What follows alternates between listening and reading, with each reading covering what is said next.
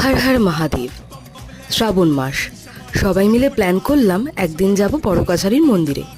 তো আমরা সবাই মিলে চলে এলাম ভোলে বাবাকে দর্শন করতে। এক্স্যাক্ট লোকেশনটা তো ভাবে আমি বলতে পারবো না, কিন্তু জোকা ডিপিএস স্কুল ক্রস করে একটা জেএনডি জুয়েলারি শপ আছে, তার ডান দিকের গলি দিয়ে গেলে কিন্তু পার্কিংয়ের একটা বড় জায়গা পেয়ে যাবে। প্লাস সেখান দিয়েই তুমি ঠাকুরের জন্য কিন্তু ডালা কিনে নিতে পারবে। ভালোভাবে মন দিয়ে শান্তিতে পুজো দেওয়ার পর সেখান থেকে বেরিয়ে তোমরা চাইলে কিছু টুকটাক জিনিসও কিনতে পারো। আবার ওখানে জানো তো একটা নতুন নিয়ম দেখলাম, যে তোমার যদি কোনো মনের ইচ্ছা থাকে সেটা তুমি কিন্তু একটা সাদা কাগজ লিখে ওখানে বেঁধে দিয়ে আসতে পারো। বেশ ভালো না জিনিসটা? আবার দেখি অনেকে গোপাল ঠাকুর নিয়ে গেছে, যার যার হয়তো মানসিক ছিল সেই কারণেই নিয়ে যাওয়া। গিয়ে বুঝলাম যে একটি কিন্তু বড় গাছকে ভিত্তি করেই এই মন্দিরটা গড়ে উঠেছে।